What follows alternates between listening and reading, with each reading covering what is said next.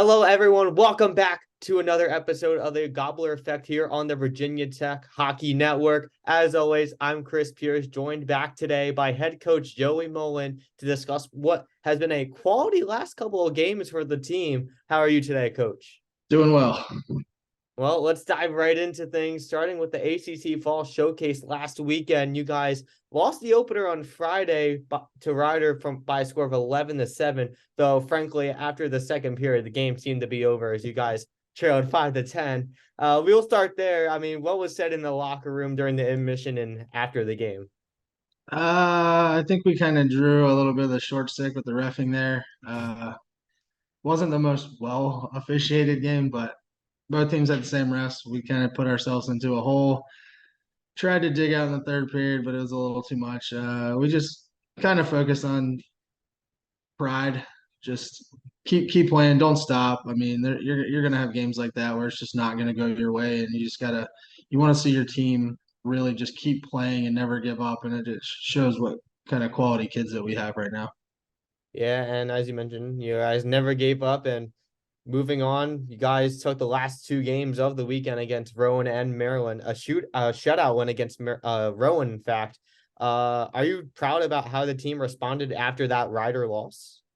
Yeah, I think so. I mean, could have gone either way. We could have kind of packed it in and be like, yeah, we're just not going to care about this weekend, but they chose to go the other way, which is nice to see.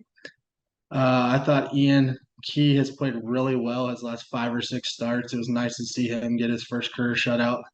So that was a big thing. I think in the third period it was really the guys pulled together and said, let's win this one for him. Let's keep it out of the net. And they blocked a lot of shots, laid in front of a lot of stuff. It was fun to see. Yeah, we'll get into Ian in a bit. But first, I'm sure you've talked about how this team's potential. I know you've talked about this team's potential many times over the season and on this show, of what it could be. And when everybody is clicking together after this past weekend, do you think this team has finally reached their potential, or do you think there's more room to grow? I definitely think we can get better. We're playing a lot of freshmen and sophomores, so they're just going to continuously get better the rest of the year. More experience, like the 2 3 game weekends are huge for them, just because when you get to playoff time, that's what it's going to be. So just getting your body used to playing three tough physical games in 3 days is good. And a lot of freshmen are scoring. Like you and Andrew has really come on lately. Adding Evan Dutel has been big. Cam Kazai has been really good the entire year. So we got a really balanced attack right now with all three, four lines really scoring. So it's gonna be fun and interesting going down the stretch here. Yeah. And let's talk about the offense real quick. In the last 7 games, you guys have scored at least 4 goals in all of them. What is the secret to your guys' production? Is there a formula or some type of analytical play, or you just can put out any line and say, "Hey, go score some goals for us"? I mean, this year's probably one of the first years in a long time where I can just throw. I feel confident putting any line out in any situation. Um, we got a lot of guys that play power play. We got a lot of guys that kill penalties. So I'm not like using the same guys constantly. So I think towards the end of a game, if you get against a team that doesn't have as deep of a roster, you can kind of wear them out a little bit, and it opens up a lot more chances for you. As far as like a formula, nah, there's nothing really, nothing special. These kids just got to go out and play, and right now they're putting the puck in the net, which is nice.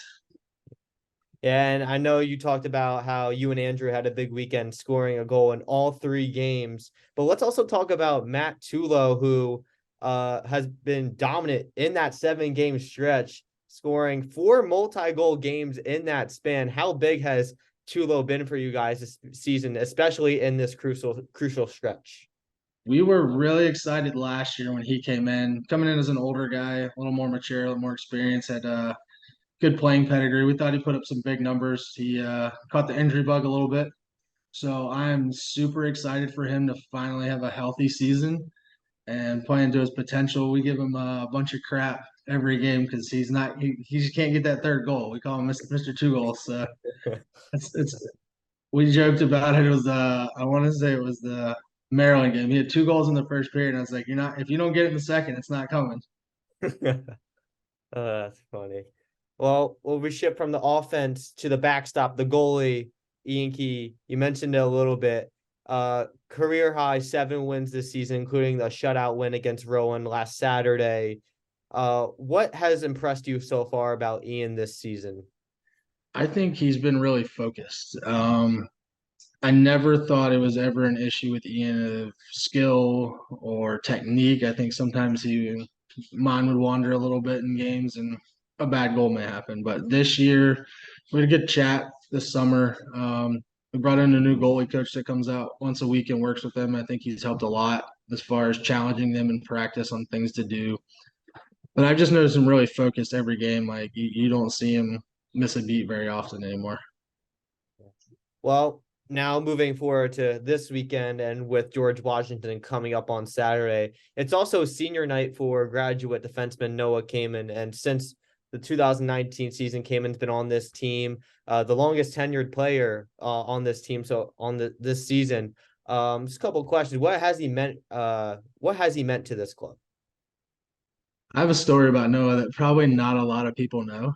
Uh, 2 years ago in tryouts, he ended up getting cut, and we ended up having an issue and needed some players, and ended up calling him back. And not a lot of kids would probably come back, so he did. He did a lot to help us out when he didn't probably have to. So it's really been nice to see him grow and getting more games, and he's progressively gotten better every year. I'm happy that he got to finish his career playing hockey. He's one of the best kids I've ever had. He never complains, goes out, does his job, ultimate team guy. So I would have loved for him to graduate with everybody in May, but it's going to be kind of cool that he gets his own little senior night to himself. Yeah. And of course, Noah's brother Ethan came in is also on the team, and you being able to coach both brothers at the same time for the past season and a half. How cool was that experience being able to coach both of them? It's pretty cool. They're probably the third or fourth set of brothers I've had in the last 12 years. So it's always neat. Not a lot of guys, especially if you're 3, 4 years apart, you don't get to play with your brother very often unless you get in a situation like this. So I'm sure it's been cool for them and their parents. I don't know if Ethan will be able to play this weekend. He's battling a back injury right now. So he's kind of day to day with that. So we'll see. Hopefully he can play, but I'm not sure yet. Well, of course, there's still a game to be played on Saturday against George Washington after the senior night presentation. A team that bested you guys last season in overtime, 6-5. So I gotta ask this year, what is your guys' strategy heading into this game? I think we just play a full 60 minutes. I think last year they had a short bench. I think we kind of took them a little lightly. Didn't take it as serious as we need to. I think there's a different mindset with this team.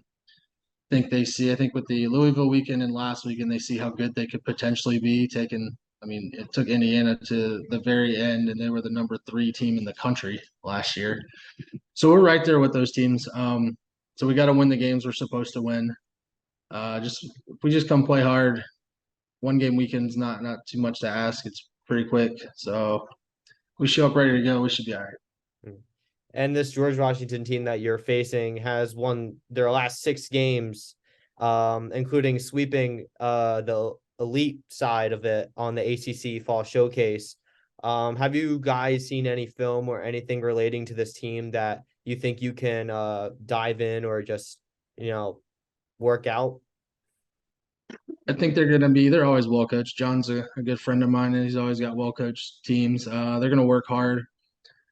They're not going to be super flashy or anything like that. They're going to be put pucks deep, try to get behind you, and just bury their chances when they get them. And they're going to play a solid team game. So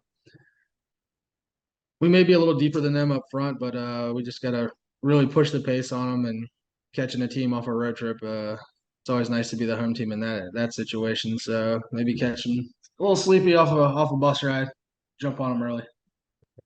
And last question for you. You guys have a long break after this one, a weekend break, Thanksgiving break. What will be your message to the team over the break? Well, next week we have some ice, and it's just going to be some open skates for the guys. So they'll get a couple of skates next week, and then we get a week off, and then back at it again for another week. Basically, just get rest, enjoy your time with your family, recharge. So it's always nice. A lot of these freshmen haven't been away from home for this long. So it's a little different than just being a normal college kid because all the fall breaks and stuff like that, we're usually playing. So they're not getting to go home very often. So some of them, it may be the first time they've been home since they came to school. So enjoy the time with family, come back ready to go for another couple games, and then you get a long break. Yeah, for sure. Well, all right, we're gonna try something new here at the end of this episode with we're gonna just do a little Twitter questionnaire. So we asked on Twitter this week, give us some questions that we'll be able to answer on the show, and some of you guys responded, so I'm just gonna fire away with some questions. You ready? Yep. All right. So one of the questions was, do you have any superstitions? Not so much anymore. I used to. I used to be a Coke and Reese cups before every game, but I don't really have many anymore. Yeah.